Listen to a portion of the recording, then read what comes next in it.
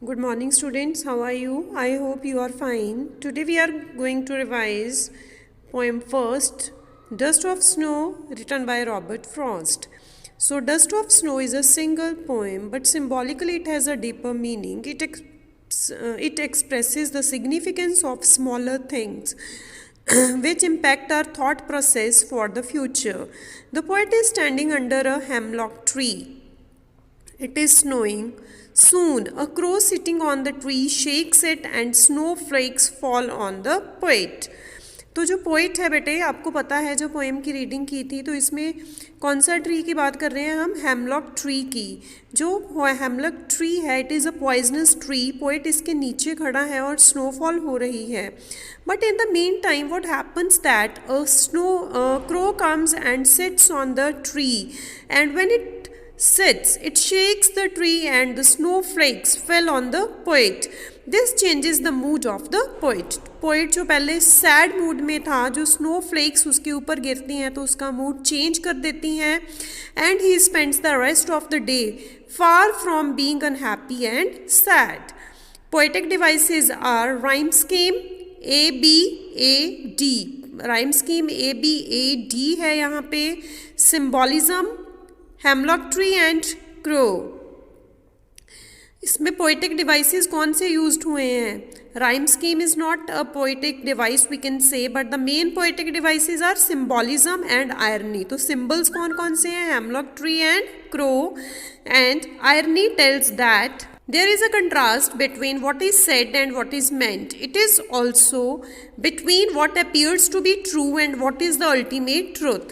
कि जो हमें सच लगता है और जो अल्टीमेट सच्चाई है, ये उसके बारे में भी बताता है. Rue is a herb, a plant used for medicine purpose in the medieval time. Old times में rue जो herb थी वो medicinal purpose के लिए यूज़ की जाती थी.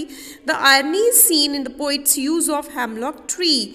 और अब पोइट यहाँ पे हेमलॉक ट्री का यूज़ कर रहा है. Then also we can say that the irony is used here and you possessing poison yet giving the poet much desired happiness. So, poem first, part B is Fire and Ice. It is also written by Robert Frost, and the central idea around which the entire poem revolves is the love, compassion, equality, considerateness and sympathy. Considerateness and sympathy alone can help mankind in establishing peace on the earth. So, all these things which are there, love, passion, equality, sympathy, peace, can bring the peace on earth. Fire and ice are symbolically used here. Both the words fire and ice have been used symbolically. Fire symbolizes desire and it can bring an end to the world. Ice symbolizes coldness. देखो fire नाम से ही गर्मी means desire के बारे में बताती है, and ice means cold, hate, indifference in human relationships, and can be the cause of the end of the world. Too much desire and too much coldness bring an end of the world. Poetic devices used. कौन कौन से poetic devices used हुए हैं यहाँ पे? First is symbolism. Fire is used as a symbol of desire. Ice stands as a symbol of coldness. Paradox, alliteration, imagery, and rhyme scheme of the poem is AB, AAB, CB, CB.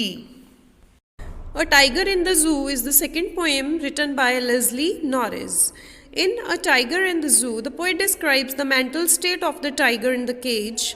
There is a comparison between the life of the tiger in the wild state, in a natural habitat and in a cage. बेटा इस poem में क्या है कि tiger जो 3 conditions में रहता है, उन 3 स्टेजेस का कंपैरिजन किया है कि अगर वो वाइल्ड लाइफ में है तो कैसी लाइफ है, अगर नेचुरल हैबिटेट है तो कैसा है, और अगर केज में है तो कैसा है. The poet gives out the strong message that the wild animals should remain in their natural habitat and not caged in zoo.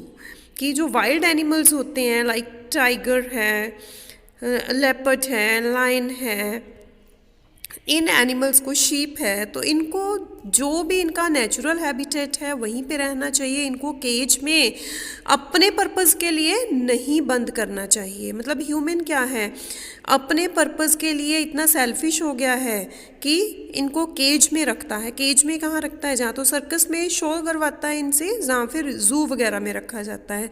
कि जू में क्या है, इनको प्रॉपर डाइट तो नहीं दी जाती, लेकिन एनिमल्स को देखने के लिए लोगों को वहाँ पे टिकट लेनी पड़ती है।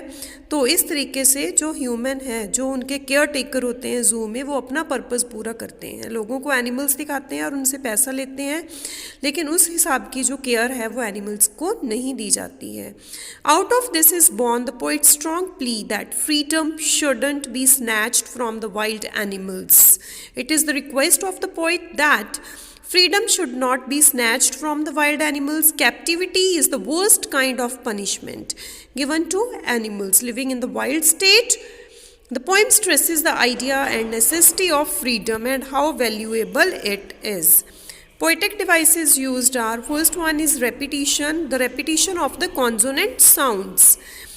Then first one is alliteration, is the alliteration क्या होती है, the repetition of the initial consonant sound in the same line. Then repetition, जो रेपिटिशन, बेटे यहाँ पे आपने मीनिंग समझना है एलिट्रेशन और रेपिटिशन का क्या डिफरेंस है। एलिट्रेशन में होती है repetition of the initial consonant sound, and जो रेपिटिशन लिटरेरी डिवाइस इटसेल्फ है उसका क्या है कि जो वर्ड्स या फ्रेजेस सेम लाइन में रिपीट होते हैं, जैसे on pads of velvet quiet in his quiet rage, इसमें रेपिटिशन वर्ड की रेपिटिशन, इसमें क्वाइट वर्ड की रेपिटिशन हो रही है। And stares with his brilliant eyes at the brilliant stars, in this line there is the repetition of the word brilliant, and the rhyming scheme in first, second and fifth stanza is A, B, C, B, and third and fifth stanza the rhyming scheme is